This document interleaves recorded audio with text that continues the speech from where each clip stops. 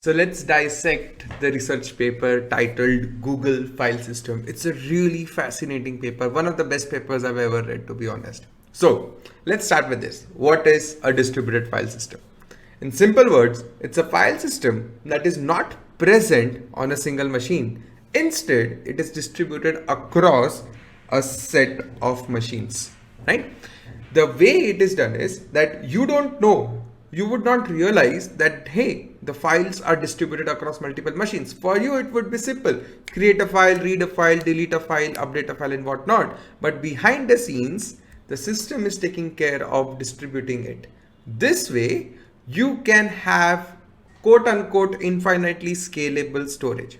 One key thing to note, this paper came in the year 2003, 20 years before today, right? It came at this paper was published in 2003, and see the sophistication of the technology. See how amazingly these folks have taken decisions. Huge fan of this paper, highly recommend you to read that, but let me dissect it, making it easier for you to understand. Okay, so one key point is the file system that they are designing is in key sense that it is running on top of commodity hardwares. Now, what is commodity hardware? Which means that they are not expecting that, hey, this cluster can run on only this specialized hardware. Literally, any machine that is available in the market, you can plug it in the cluster, and it would be part of the system. So there is no specialized hardware requirements at all, which is what makes this system a little more special. Okay, now what Google did is, obviously, like almost before designing any system, you need to understand what are the key things you are trying to address with this. Now, the first step to do that is you need to understand the overall workload pattern that you are seeing. So workload pattern, because your system, you cannot just build a system that suits everyone, right? Because the domain of computer science is filled with trade-offs. You need to know what you are optimizing for so that you know what you can relax, right? So let's understand the pattern that Google observed in their workload, and let's see how they made their systems optimized for that. So the first one, component failures are norm, not an exception. We typically think that, hey, what are the odds of my machine going down, right? We typically think that, but it's true that, hey, let's say a machine crashes or a machine dies off after 1000 days. For example, 1000 days is 3 years, pretty decent estimate on that. If a machine or a process fails once every 1000 days, but imagine if you have 1000 machines, so on an average you would see one failure a day. Now, which is what is the beauty of distributed system, that it's not just one machine which is in question, but rather a set of machines. So when you multiply your average failure multiplied by number of nodes in your cluster, you realize the number of failures you would be seeing per day, and this would be a staggering number, which is what makes distributed systems really interesting. Which is where, when you are designing any system, think of it that component failures, treat it as a norm and not an exception. For a smaller scale, 2-3 servers, 10-15 servers, it's still fine. But when you are building an application that would run across thousands of servers, you have to consider your systems going down or your individual machines going down every now and then, right? Now, what are the possible reasons for which it could go down? It could be some sort of application bug, some runtime exception, let's say null pointer exception, let's say divide by zero exception, something like that. So some application bug getting or basically bringing the system down. Number one. Number two, there might be some operating system bugs. Whichever kernel version you are using, there might be bugs in that which led to segmentation fault and it crashed the process. There might be some human errors that, hey, human accidentally switched off a machine. Could happen. There might be hardware issues like, hey, my disk ran out of space, my memory ran out of space, or my disk crashed, literally the sector corrupted, right? Maybe my network got choked, right? There could be hundreds and hundreds of reasons for which your things can go down. And the worst of all, there was a power cut in the data center. You can't do much there, right? Okay, so think of failures as something that is a norm instead of thinking it as an exception. Now, what this leads us to? This leads us to make decisions that, hey, whatever we are doing, we have to be very good with failure detection, fault tolerance, and automatic recovery. You cannot expect a human to fix every error. So the system needs to be self-repairable. We would see this coming in really beautifully at the end of the system, right? Okay. The second part of the workload pattern is about huge files. So the workload of Google, which is optimized for, or rather the Google file system, which is optimized for Google workload, what it suggests is that they did not want to optimize for storing millions and billions of small files. Their use case was mostly that, hey, we would want to store multi-GB files. And that was their key use case. They did not want to optimize for, hey, I'll just write a.txt with 5 lines of text. No, what they are optimizing for, or their workload, is mostly about storing huge, gigantic files. Right? Now, that file may contain hundreds of other files, maybe a zip, maybe something, we don't care. But for us, for this file system, it is not millions of small files, but rather hundreds and thousands of gigantic files. Right. So this is what we would be optimizing for rather than optimizing for small writes, right? This is an interesting workload pattern. The third one is about mutations. So you would still be updating a file at a particular offset. For example, hey, I want to update byte range from this to this in this particular file, but that is not a normal use case. The more common use cases are append and not overwrite, which means that in this file system, when you are writing a file, you are more likely to append to the end of the file versus replacing the content. You can still do that, but it's not a common use case. The common use case that you would be addressing over here is append and not overwrite. Right? Now, this would mean, this is a big decision, or rather this workload pattern, you're optimizing for that is a big thing because it dictates how you are designing your system, right? We'll talk about that in depth. Okay. Now, this is typically how you would see any blob storage like S3, GCS and whatnot. They're all operating under similar thing. This is way before that. This is 2003. I'm talking about Google file system, right? Okay. So one key thing before we jump to the next one.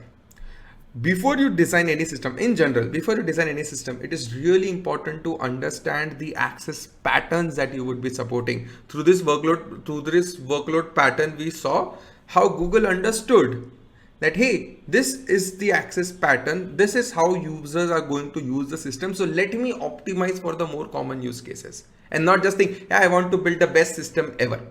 Best system ever is a myth. You need to understand that, hey, you can make certain things better than the other, right? Okay. Now let's consolidate our design assumptions. That first design assumption is that underlying hardware is cheap, commodity, and bound to fail. Second is small files are supported, but no need to optimize for that. Because let's say if your 90% use case is about storing gigantic files, why would you want to optimize for 10% use cases? That's very insignificant. Third is large streaming reads and small random writes are common. So you are allowed to read from a file a particular range of bytes, and you are also allowed to read the entire file in a streaming fashion. So both of them are common. So your system, whenever you're reading it, you are very likely to read in both of these ways, large streaming reads and small random reads within the file. Sequential writes append to the file. So your workload is mostly going to be sequential append. You can still do random writes. You can still do random writes, but it is okay if it is not optimized for that. The sixth one is about atomicity. That, hey, when multiple clients are appending or are updating the same file, this needs to be done in an atomic way, which means that, let's say if my client 1 is writing ABC, my client 2 is writing, or rather, let me take another example. Let's say my client 1 is writing CAT, my client 2 is writing BAT. Now that thing should look like CAT and then BAT. and not some interlude version of that like CBAATT, something like that, right? It needs to be atomic. So the writes that are happening there on the file system needs to be atomic, so that even if there are multiple clients writing to that same location or to that same file, they are not making the data go corrupt, right? Okay. Seventh point is latency is not a concern, but bandwidth is. Very counterintuitive. But think of it that it says that the latency of the system is not a concern because you are anyway going to write multi-GB files. So it's okay if the system is little slower, but what you need to optimize for is bandwidth, which means you should be able to ingest and extract huge amount of data. So bandwidth is important even if it happens at a little lesser pace, right? That's really interesting. Okay, now that we know the design assumptions that we're going with, well, now what the next thing we typically do is understand how users will use this system. That's the easiest way to start. So what Google did at that time, they defined their own interface. So they had two choices. Either they can go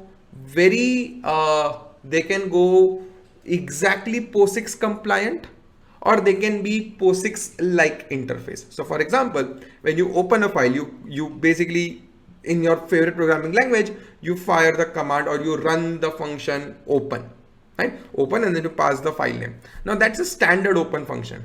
If your underlying file system was POSIX compliant, you can pass that same file name in your open function and that file would open, right? That is being POSIX compliant. No matter what client you are using, you would be seamlessly being able to access that.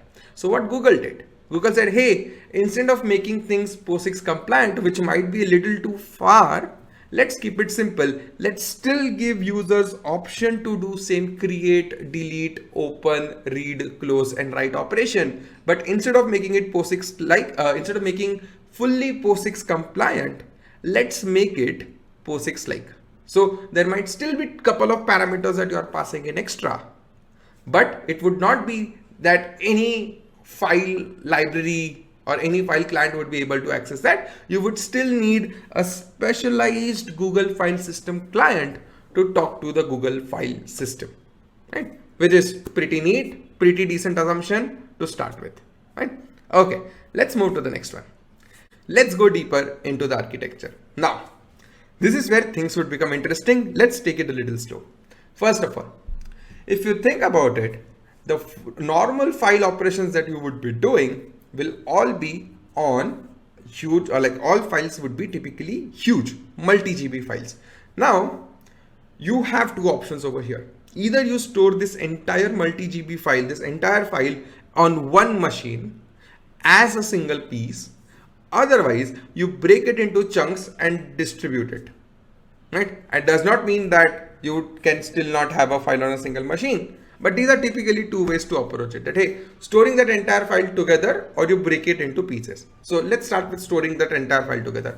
What if we do that? What if we store the entire file together? First of all, it would be harder for your local file system to find out, I need this much of contiguous memory space or disk space. Very difficult to get, right? So when you're storing gigantic files, it might be a little tedious for your underlying hardware to find out those much of contiguous space. Number one.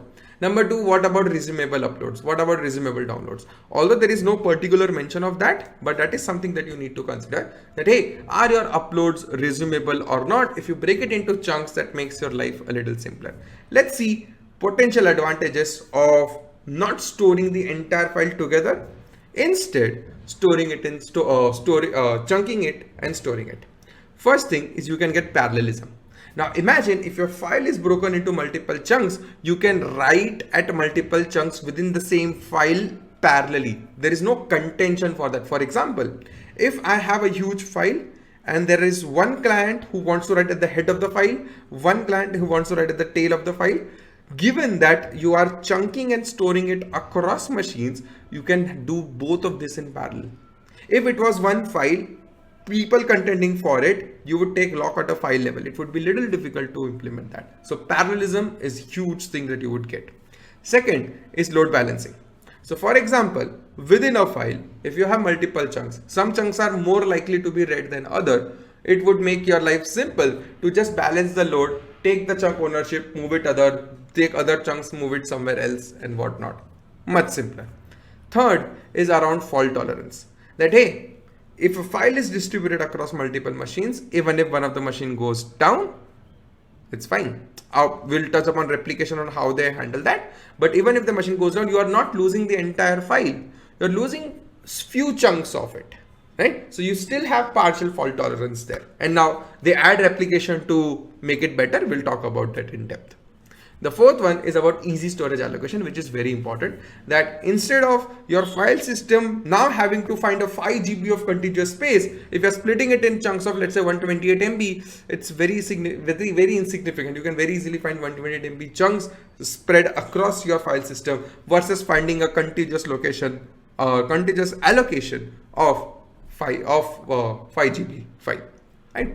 Fifth is easy migration. If you want to migrate chunks from one to other, you can very easily do that, because now you're not supposed to move that entire file atomically. You can move individual chunks. So very less chances of failure in transmission. And sixth, you get reduced network overhead, because now if the chunks need not to be moved, you would not have a need to move that advantage.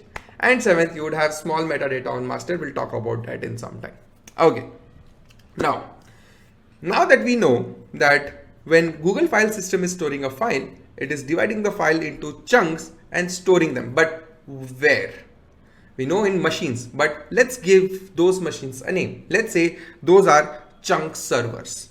So the job of the chunk server is to store the chunks. That's what the responsibility is, right? Now we need complete fault tolerance. So because failures are a norm, not an exception. So what if a chunk server went down? What happens to the chunks on that machine? They would become inaccessible. So how do you solve that?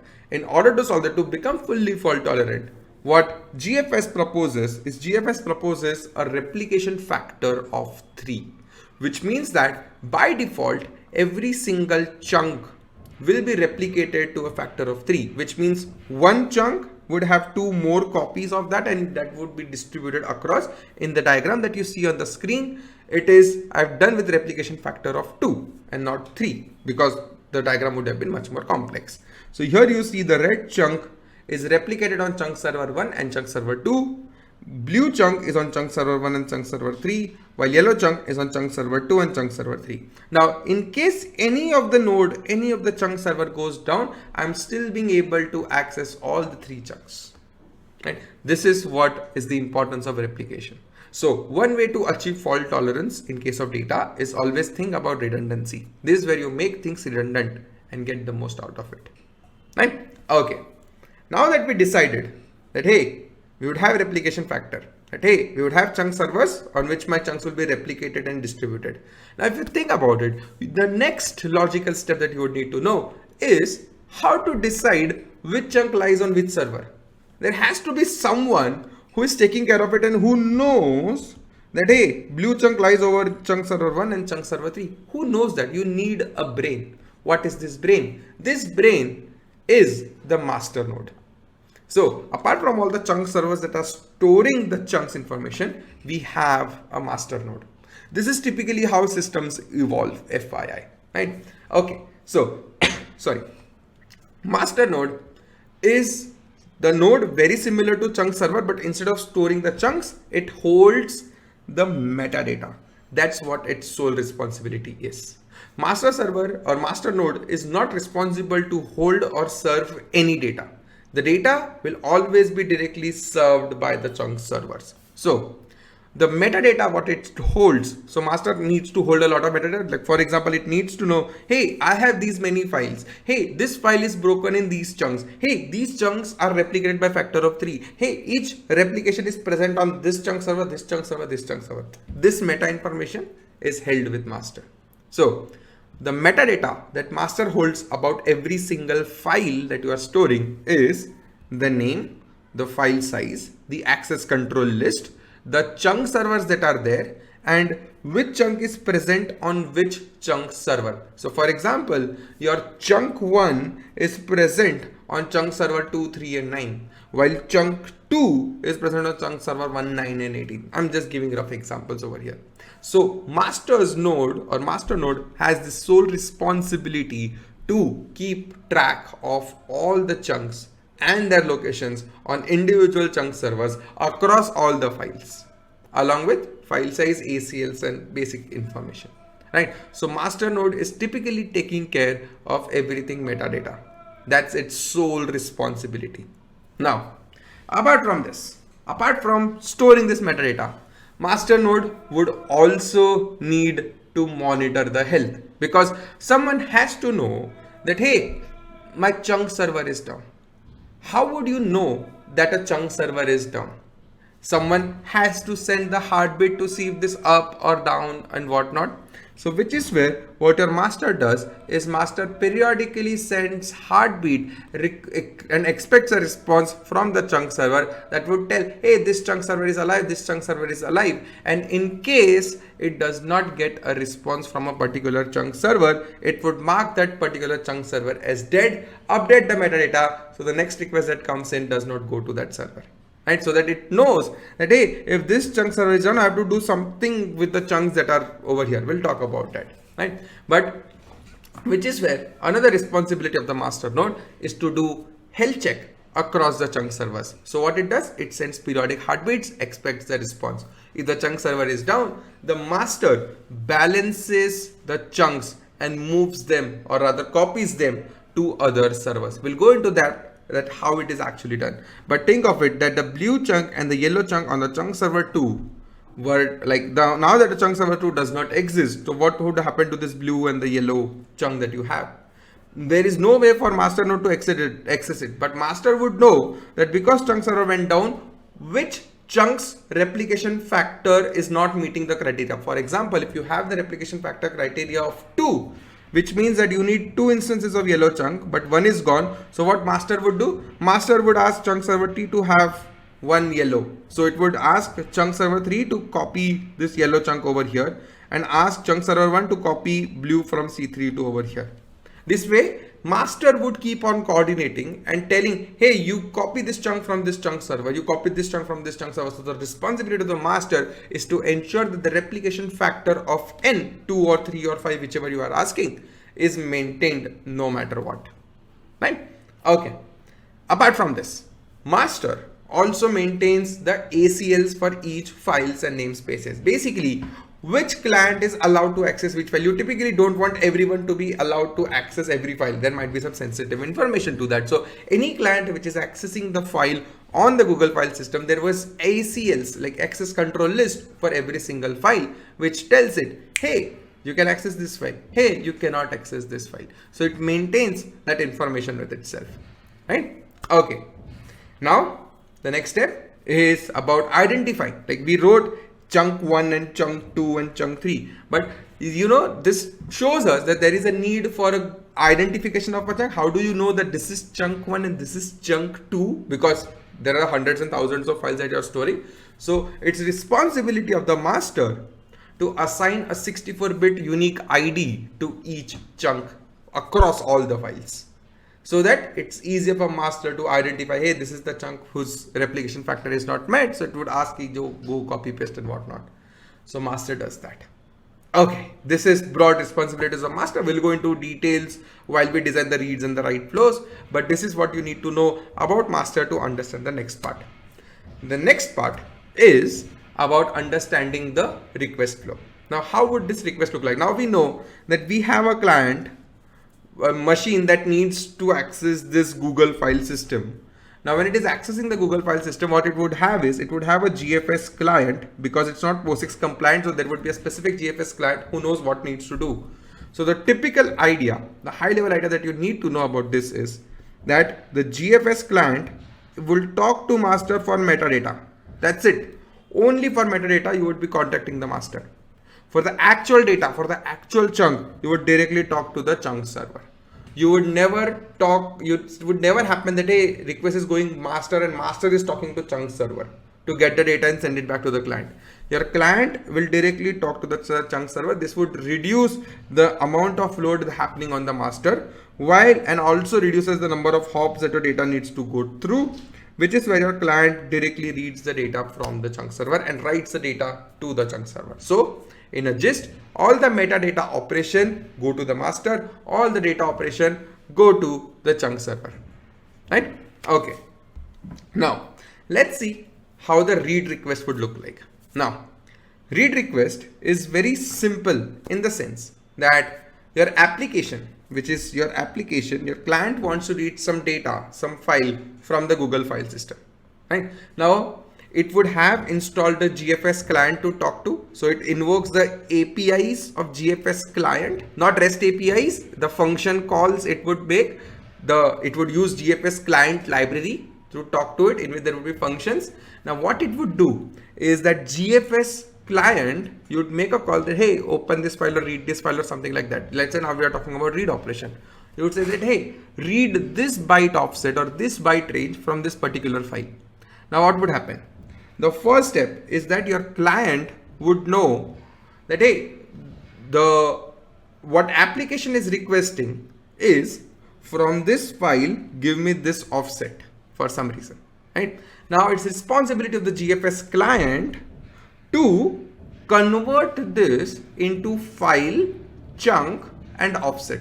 For example, if you remember that the chunk size, all the chunks that the file is being broken into, they are all equal sized pieces, right? That's why it will become very easy. So all the chunks are of the same size. So if someone says that, hey, I want to read this particular offset within this file, you would exactly know in which chunk it would lie in. So chunk 1, chunk 2, chunk 3, chunk 4, you'd know which chunk it would lie in. Within that, which offset it would lie in. So it converts, or rather it translates the application requested from this file, read this offset, into this file, this chunk, this offset. So within that chunk, you get this offset, right? Now, after this, your client will talk to the master to get the chunk servers. For example, now that it knows for us to read this particular file and this particular offset, we have to read this particular chunk and or rather this particular offset from this chunk, right? So now the next step is your client needs to know that, hey, where would I find this chunk? So it goes to master asking, hey, tell me which chunk server should I connect to having this particular chunk. Your master would send the IP addresses of the chunk servers. That, hey, these are the chunk servers, these are the n chunk servers, basically replication factor of n, where you would find the chunk. So for example, if your replication factor is 3, you are trying to read a particular chunk, you go to the master, your master you say, hey master, I want to read chunk 3 or rather chunk 2 from this particular file. Your master would respond, hey, these are the 3 chunk servers where this chunk 2 is present, go and talk to them. Right? So this is what has happened is your master has returned the IP addresses of the chunk servers whom you can directly reach out to get the data. So your client then sends the request to the chunk server. Your chunk server reads the requested data from the local disk because chunk server is storing the data on the local disk. It reads that chunk from the local disk and it sends it back to the client. This is how your client gets the data, right? So the request flow, just to summarize, before you consider the edge cases, is when your application is requesting a GFS client, hey, I want from this file, I want to read this offset. It gets translated into this file, this chunk, this offset, right? So then your GFS client makes call to master, gets the chunk servers where this particular chunk is present. It would be n for the replication factor of n. Your client then directly talks to the corresponding chunk servers to ask for the corresponding chunk. Then in case it wants to merge the data, it merges it and sends it back to the user depending on how huge the range you requested, right? Okay, this is the happy flow. Now, what if your client sent a request to one of the chunk servers which was sent to it by the master, but what if that chunk server does not have the data? Now you would say, why would that be possible? What if chunk server deleted the data due to some reason, but master is yet to know about that? So master's thought that chunk 2 is present on chunk server 3, but in reality chunk server 3 does not have the data because it deleted due to some reason. Now what would happen? So which is where your client talks to another replica holding that chunk. So each chunk is replicated across chunk servers, which is why your master does not just say, hey, this is one chunk server where you can get data from. Instead, it responds with all the 3 chunk servers where you can find that same chunk. In case you don't find on one of them, you try another one to get it. Right? So this is the beauty of this design, where how we see that in order to make it simple, you would typically think you send to one request to the master would send just one chunk server where you have the data. Instead here, master is sending all the chunk servers where the requested chunk would be present, so that if you cannot get data from one of them, you can still get the data from the others. Right? So once the GFS client gets all the chunks that it requested, it assembles them and responds. In case you are, for example, if your chunk size is 64 MB and you request it for 256 MB, it would require to fetch 4 chunks from 4 different chunk servers. It would get that, assemble them and send it back. So depending on how huge of the data you requested, this assembly step is optional, depends on the amount of data that you requested. Right? This is how your read flow would work. Fascinating, really simple, but it's so elegant. Remember, this paper is from the year 2003. We are living in 2023 at the moment, right? 20 years as of now, like 20-year-old system is such beautifully designed. Okay, now let's talk about this. We know master is holding the metadata, but where? Again, I always say, think of implementation at every single step.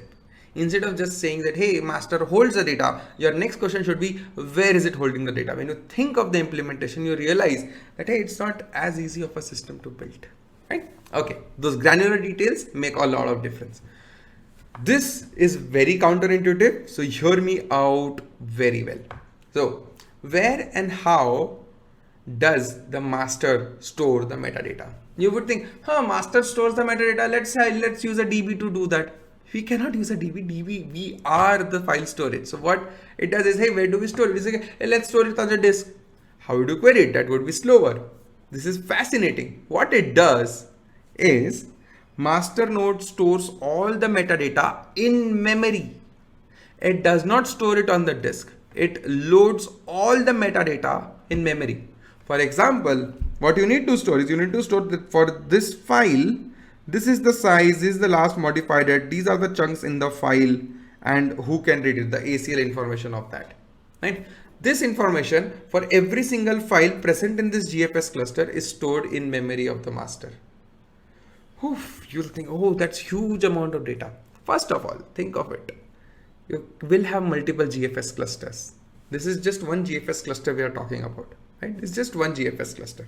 There would be multiple such GFS clusters in the future. Like, for example, every team is given one GFS cluster to work with. And then this is a replicatable system. You can create as many GFS clusters as you want, right? So there is not much thing that you only have to put it everything in just one system, right? Or just one cluster. So you can have limited amount of memory, but you'll still be able to support huge amount of data. We'll go through the math to understand how much of data we are storing, or we would be able to serve. Okay, so let's see, what are we storing in memory?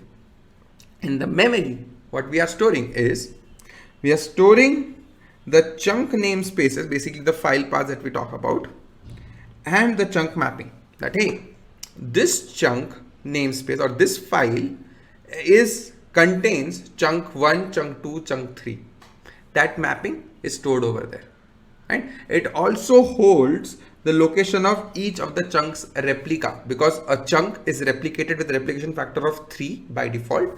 It would need to know which chunk server does it hold the information. So what it is doing is, it is storing file to chunk mapping in memory, and it is storing the location of each chunk's replica. That, hey, chunk C1 can be found on chunk server 1, chunk server 2, and chunk server 3.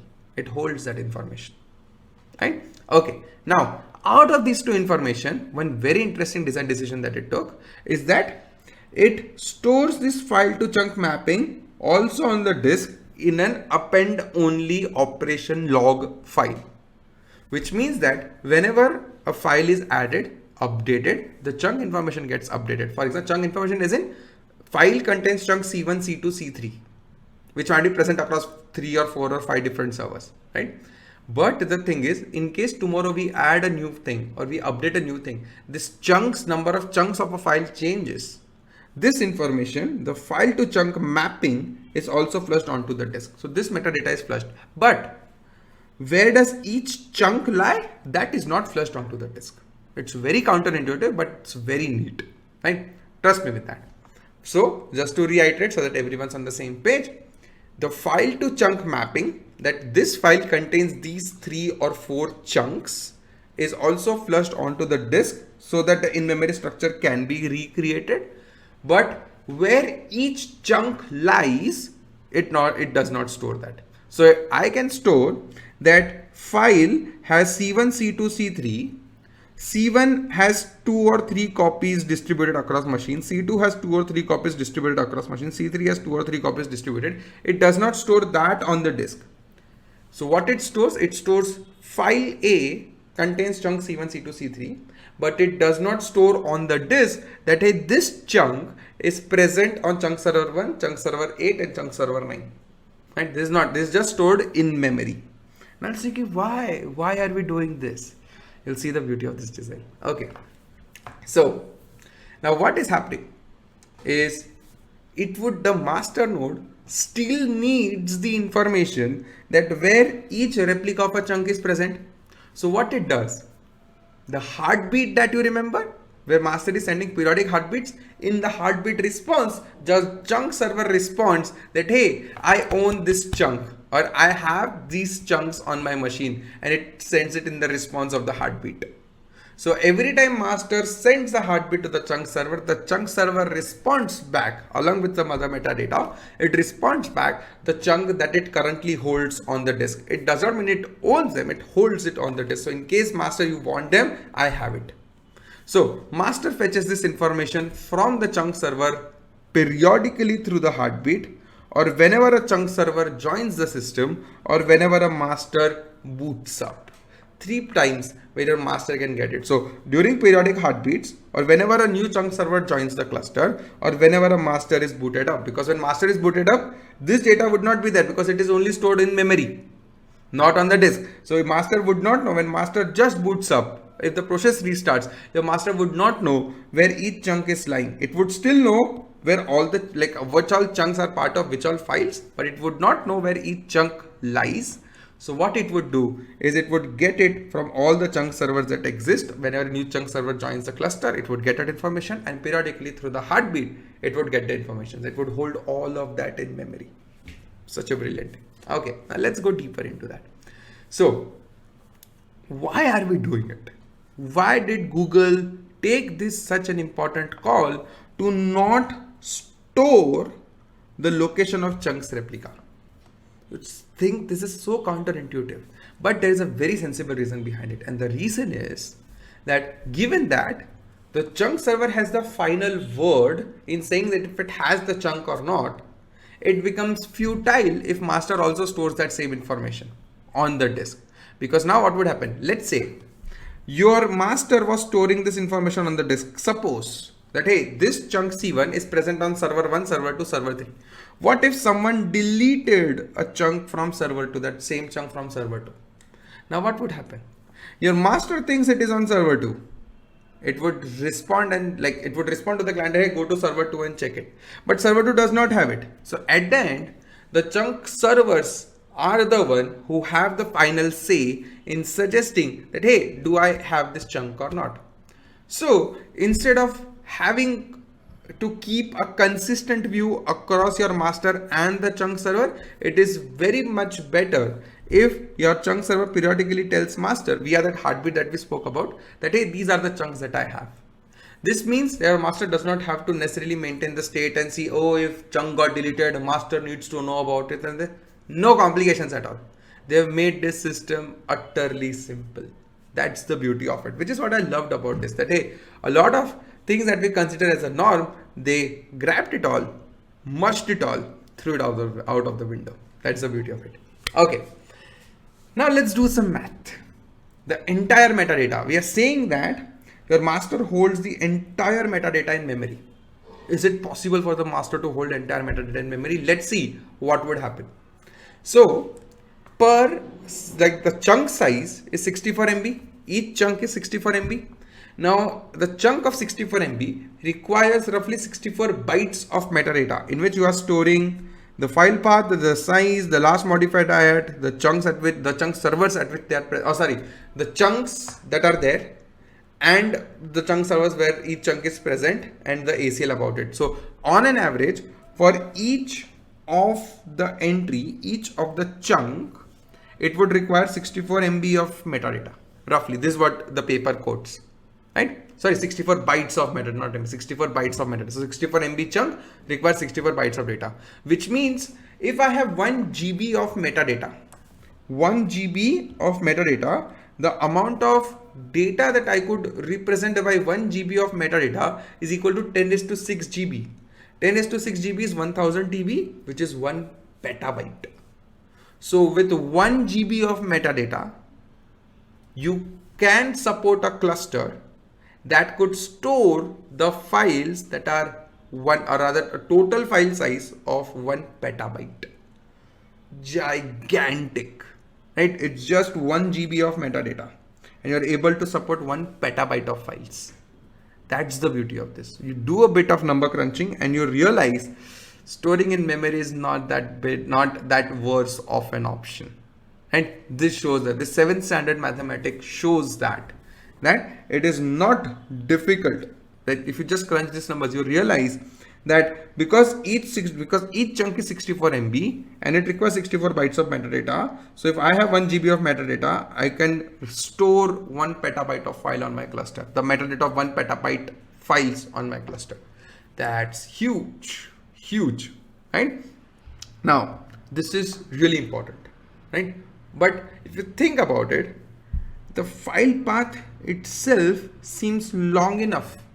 64 bytes, like this would easily exceed 64 characters, right? The actual file path.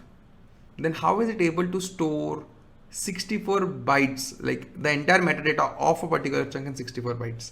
Which is where you can do optimization such as prefix compression for file path, because files will be quote unquote, the file path will be ordered by directories and you would have path separators and whatnot. The prefixes of almost all of them would be similar. You can do prefix compression there.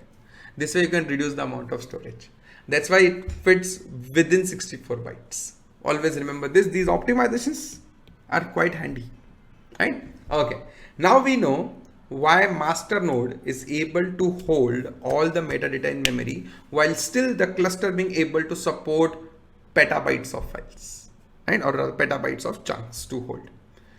Okay, now that we talked about it, let's talk about operation log, because what we spoke about over here is that your master also like keeps the entire metadata in memory, but apart from that, it stores the file to chunk mapping that, hey, this file contains these 3 chunks or these 3 chunks constitute these files also on the operation log. Let's spend some time talking about operation log.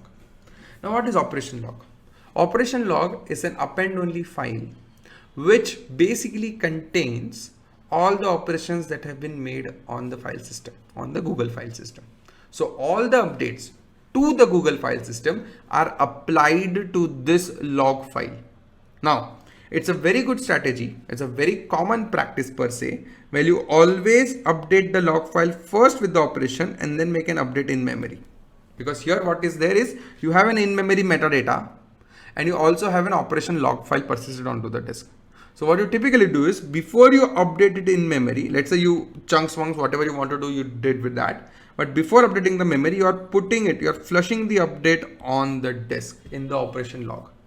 With this, what happens is that in case, because you have flushed it to the disk, in case your process reboots, you can still construct this entire structure from this operation log file. So if you wrote it over here, but it is not over here, you will not be able to recover that.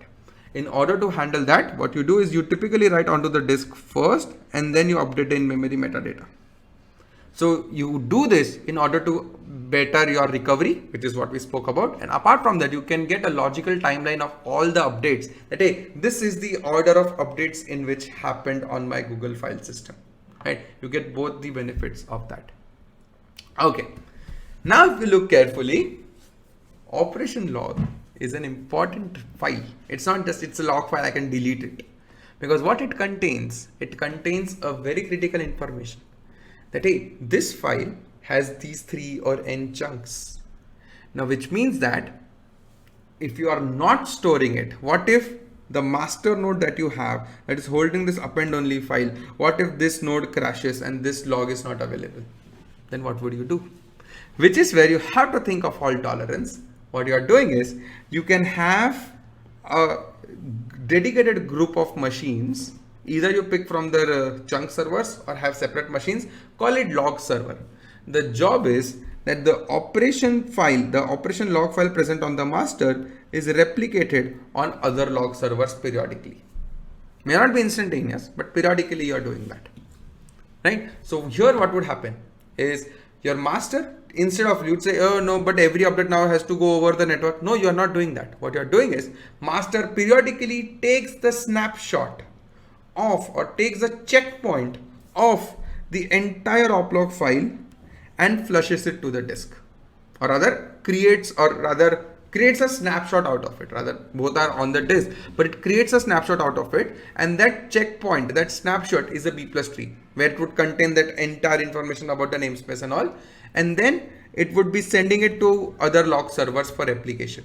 Right? Now what happens with this is, the reason they chose B+ tree is that it becomes very easy for recovery, because you can literally memory map the B+ tree. So B+ tree on the disk can be memory mapped onto your RAM, and you can like seamlessly access. Internally they are still translated to the disk IOs, but your restoration becomes lightning fast because of memory map IO that you can leverage. So here, that's the beauty of this design, that you are taking very fast checkpoints and replicating it across few log servers. This way you would be able to recreate, in case your master goes down, in case there is a data loss, you can recreate it in memory structure from the other machine. That is such a beautiful piece of optimization, right? Apart from that, there is a chance where you would need to consider about data integrity. Very few people think about it. So whenever you are flushing onto the disk, what if while you're creating that snapshot, while you are flushing it onto the disk, what happens if your write failed in between? Let's say you were writing 100 bytes of data. What if after 20 bytes your write failed? You think you completed the write, but you actually did not. The last fragment that you were writing was corrupt. How do you identify that? The only way to do it is add some verification code. Typically, checksums are the way to go. So you are validating you are checking the validity or checking the integrity of the checkpoint by having the checksum with that. So if the checksum matches, it's not corrupt, you can use that to restore. Otherwise you cannot, you can discard that. Right? So CRCs and checksums, cyclic redundancy checks and checksums, come in very handy in order to find out if my data that I've just created, the checkpoint that I just created, is corrupt or not. If it is corrupt, you can discard. If it is not, you can use it. So checksums are the way to go over here, right? And this is how your master node takes care of checkpointing and operation log.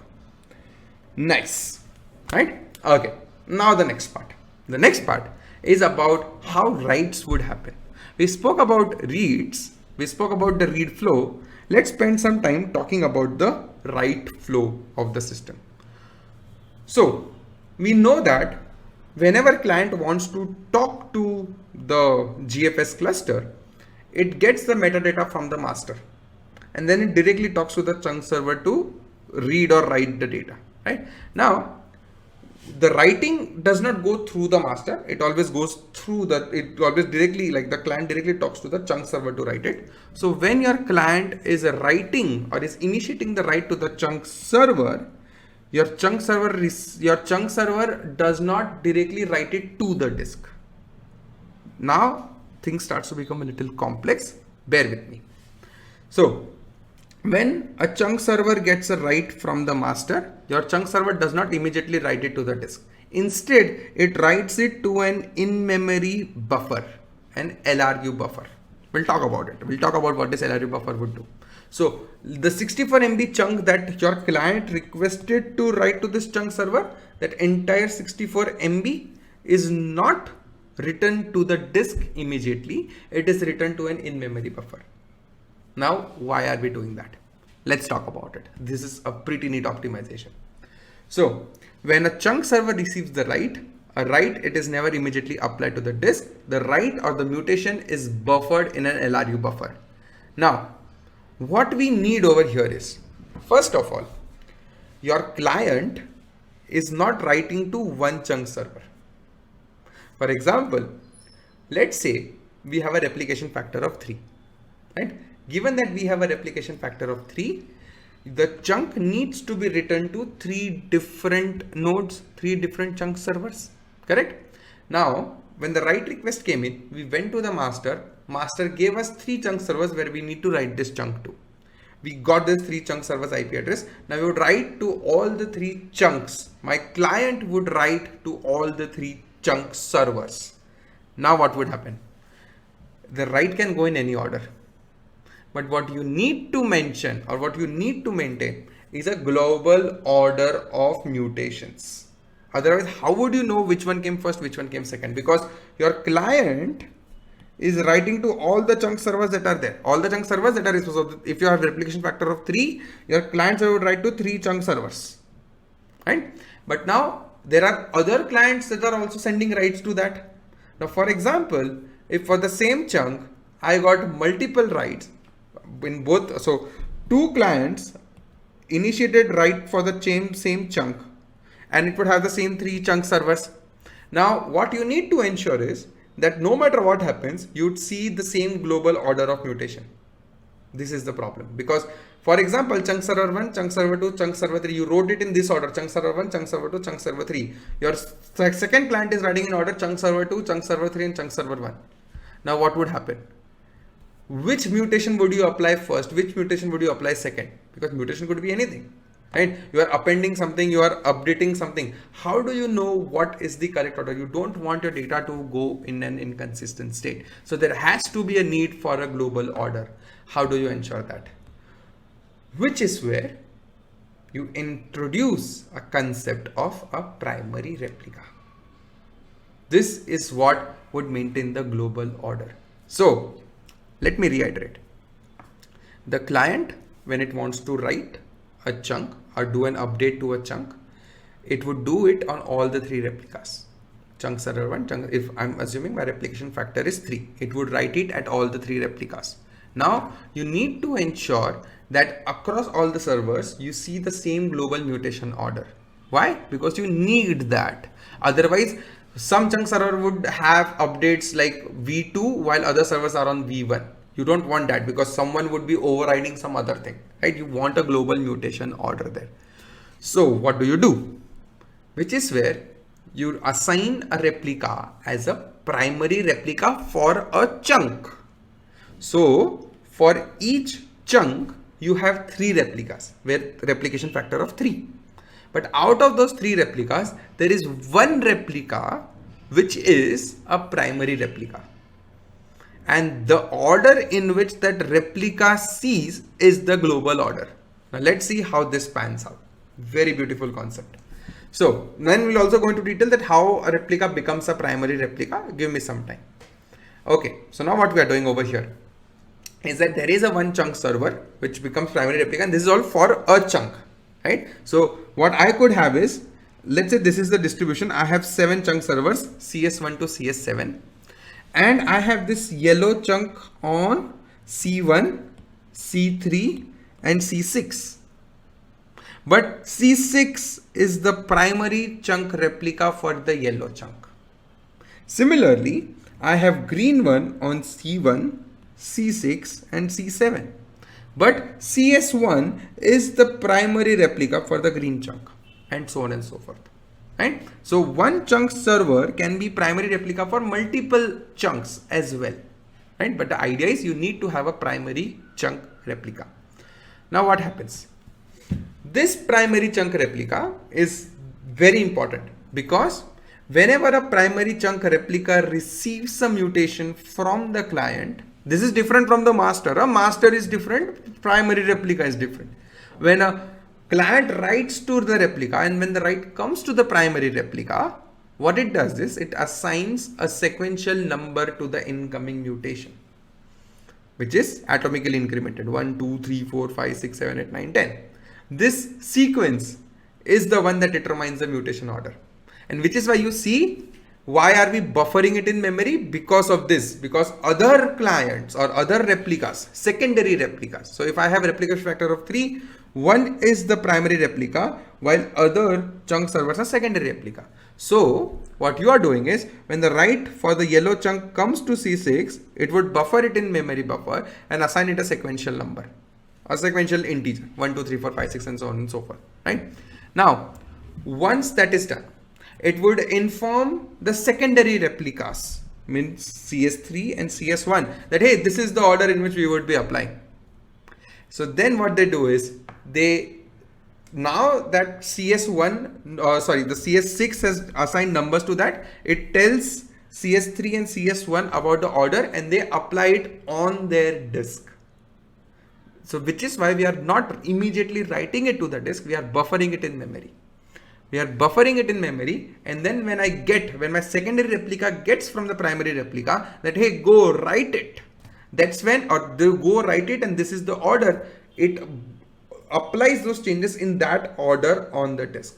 This way you maintain the global mutation order across the cluster. Such a beautiful piece of tool, right? Okay, but now comes the next question. We ensure global ordering, but how would we know which replica is a primary replica? How? So we need to decide that how are we choosing a replica to be primary replica, which is where I would like to talk about lease management.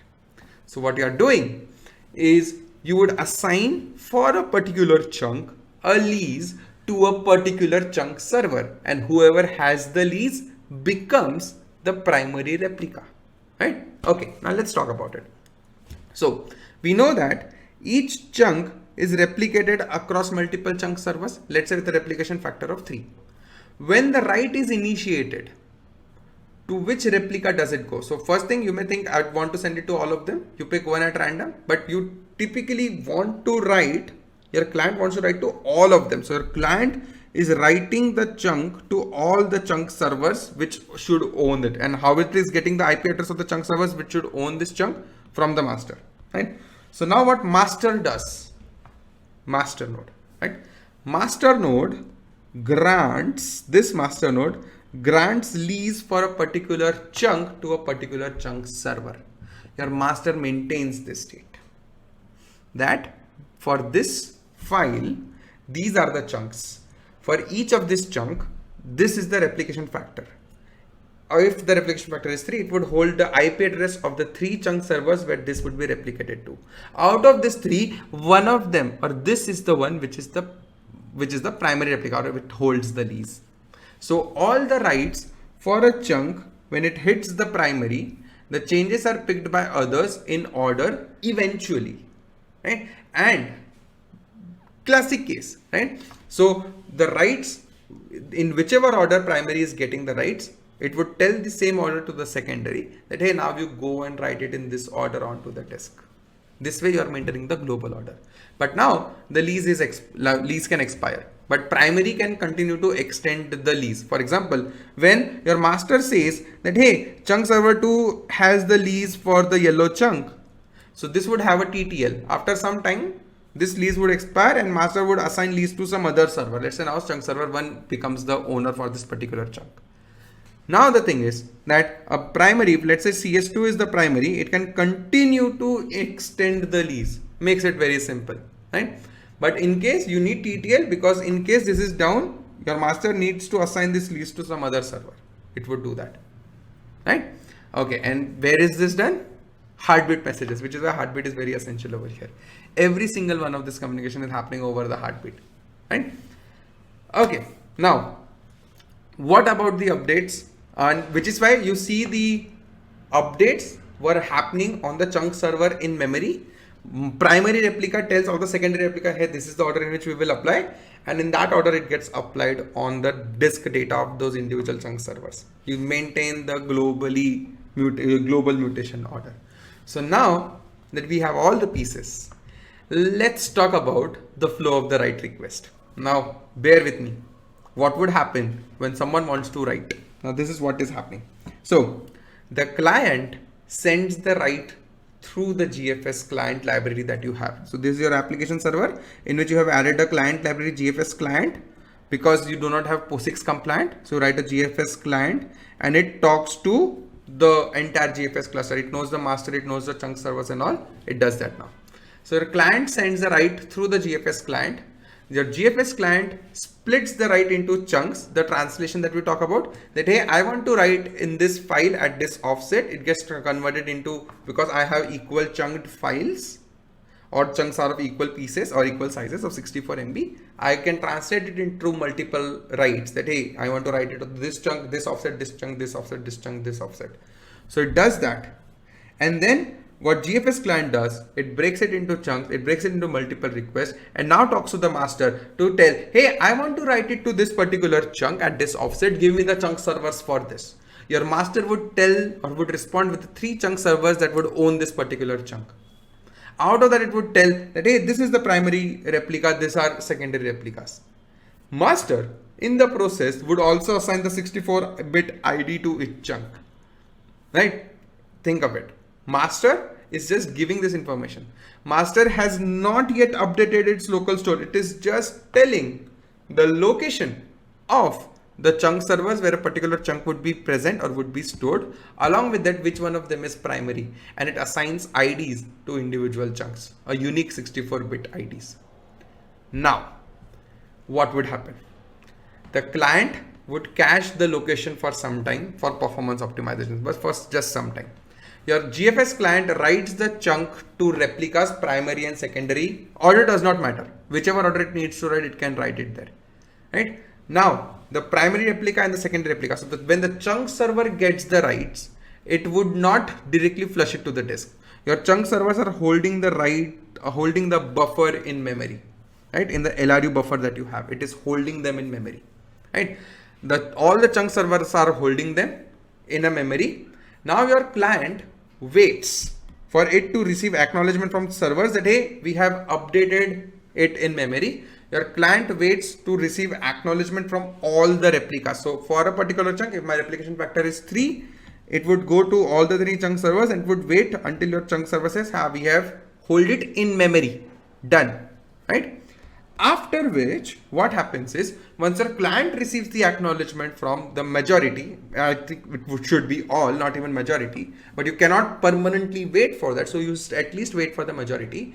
Your client sends the write request to the primary replica, not the master. Your client sends the request to the primary replica that, hey, I got acknowledgement from all the 3 chunk servers. Now I think we are good. Let's register this write. Your primary replica now assigns the sequential number to the mutation that it received. And then it updates its own state on the disk and sends the response to all the chunk replicas. So now here, your primary replica forwards this write request to all the secondary replicas. That, hey, this is the first write that we would need to write. This is the second write we would need. So if for one chunk, if I get 2 writes parallelly, but only this one after one another would be applied on the primary would tell the order to the secondary that, hey, for this chunk, apply this and then apply this, right? This is how your secondary gets to know in which order it would need to apply. Your secondary then acknowledges your primary, suggesting the completion. That, hey, secondary, your primary says, apply this change. Now apply this change. Now apply this change, right?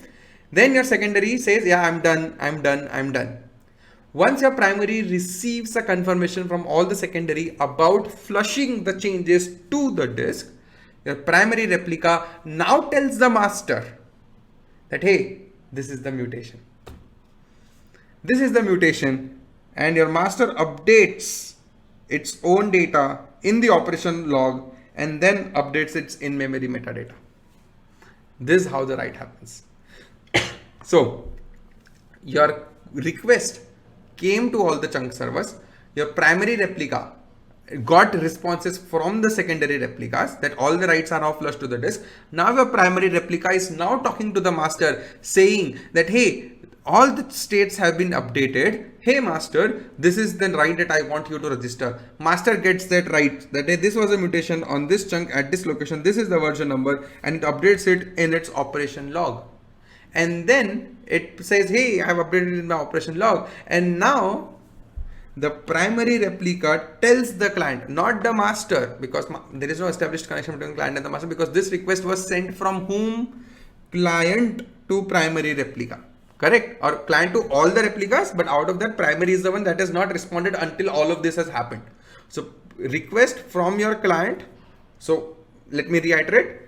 Client made write request to all the chunk servers, all the 3 chunk servers.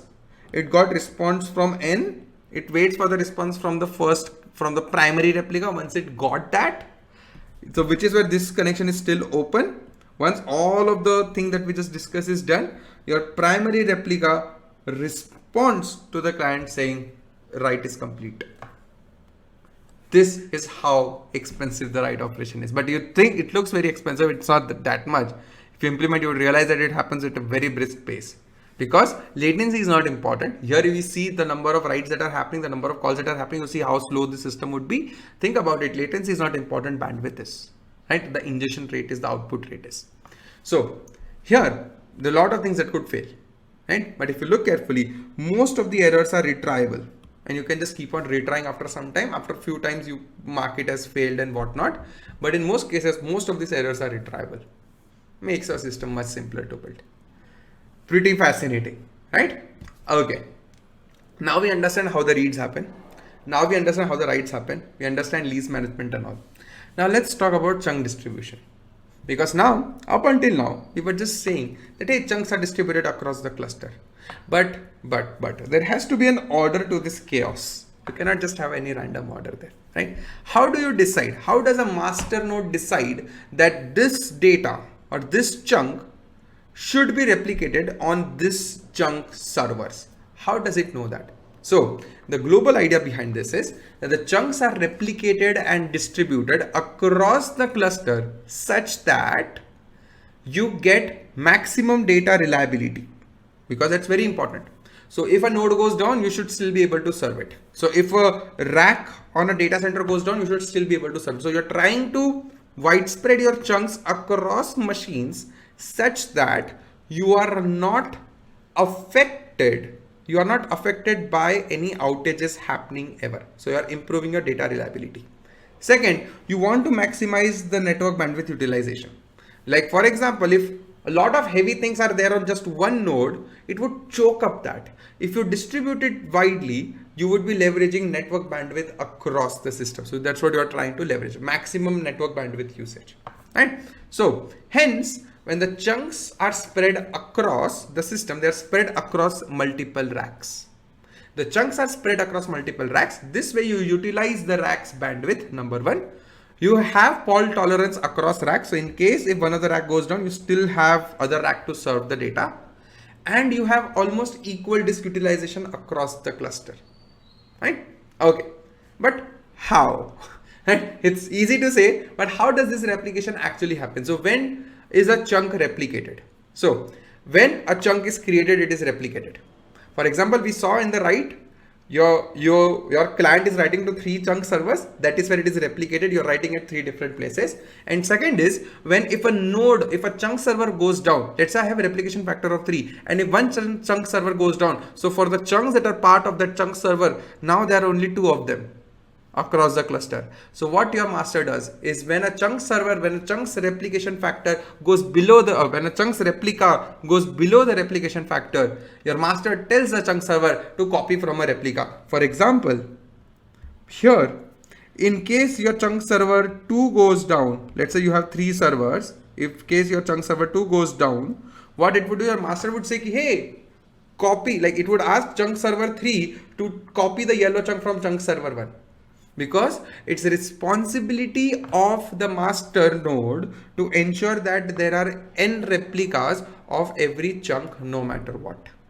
So which is what chunks are. But none of the data, if you look carefully, none of the data movement is happening through the master. Master is just commanding a chunk server to copy the data from other server. Master is not doing the copy. Chunk servers are the one talking among themselves and copying the chunks. This is very important because you are protecting your master's bandwidth, right? Okay. Apart from that, you also need to do balancing of the chunks, because there might be some chunks that are very heavy, that are very frequently accessed, that are hot. You need to balance them. How do you do that?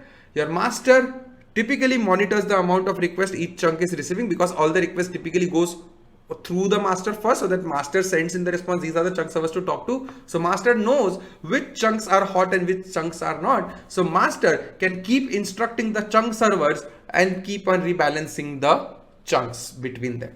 That's what your master would do. Such a beautiful piece of software, right?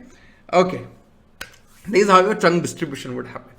Now the next part, let's talk about high availability. How is this system guaranteeing very high availability? First point, the recovery is fast because your checkpoints are in B+tree or B tree, and it can be memory mapped and loaded. So that is very fast. Second is your chunks are replicated and stored. So if one of the node goes down, you have other chunk servers to serve it. Then your master state is replicated. Your operation logs and checkpoints are replicated. So if one of them goes down, you have other place to replicate it from. In case there is corruption, you can load it from other nodes and whatnot. In case your master crashes, it either immediately restarts, but if it's a hardware failure, you can make other process become the master. And now what you can do is, you don't have to connect to master via IP address. You connect it via DNS entry, and let's say if 10.0.0.7 is the one that is now gone, you just update your DNS with 10.0.0.9, considering this machine is the new master. So your client does not have to change, your client does not have to do redeployment. You're just talking via DNS entry, and behind the scene you are balancing it. Such a beautiful thing, right? Okay, now here, this is the best part is, with respect to high availability, that there is no staleness of the data. If you look carefully, there is no caching, zero caching.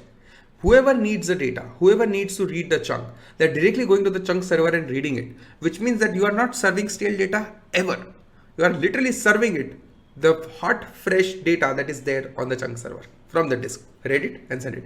So here, the disk in itself would have its own cache, but that is managed by your disk, the file system. You don't have to worry about that. Your actual physical disk would have its own small cache that would make your frequent reads faster, right? Okay, the next part, data integrity. Data integrity is mentioned, it's maintained via checksums. So data corruption is very common when you're writing huge chunks of data. So you need to ensure data integrity. For you to do that, you would have to rely on checksums. So whenever you are writing something or reading something, you do the checksum check every single time. So a 64 MB, so here how it works is, there are two phases to handle them. First one is you detect the corruption, and second is you try to correct them, right? So here, let's say when you're writing a particular chunk, when you're writing that particular chunk, when you're writing that particular chunk on a particular chunk server, either you can compute the entire checksum of the 64 MB block, right? But instead what it does is, what Google file system does is, it creates 64 kilobyte blocks and computes checksum for all of them and sees which one of them are affected and not. And I'm still not sure why they did it. There might be some very handy reasons for that. You can still do it in one shot, but they chose to do that irrespective, right? But the beauty is, in case a particular chunk is corrupted and it detected the corruption of that chunk, now what you can do? You have two replicas to rely on, right? So your master, when your master detects a corruption over here, it talks to that replica and says, hey replica, hey chunk server, it would command this chunk server, go copy this chunk from this other chunk server. This other chunk server has this data.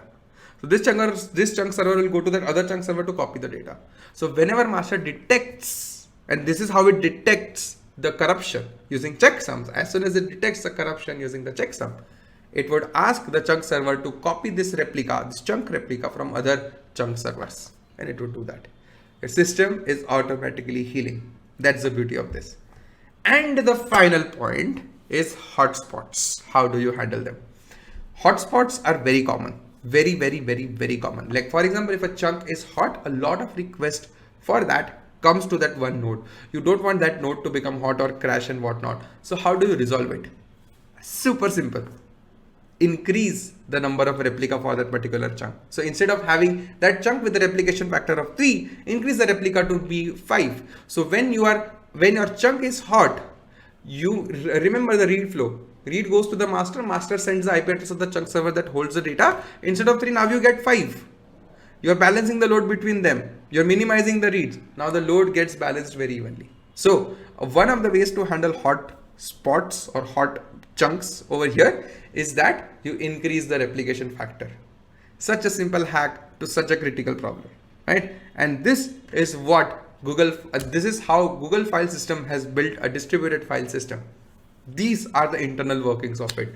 There are so many fascinating engineering nuggets hidden in this entire design. This entire thing was taken from the Google file system paper. I would highly recommend you to read that, but you can leverage this discussion as a good starting place for you to explore that paper. But I've covered every single thing that is covered in that paper except for the measurements part, which was little much about how they experimented. But with respect to design, this is how they designed it. So again, I hope you found it interesting. Hope you found it amusing. I would highly recommend you to read that paper. Stay curious. I'll see you in the next one. Thanks a ton.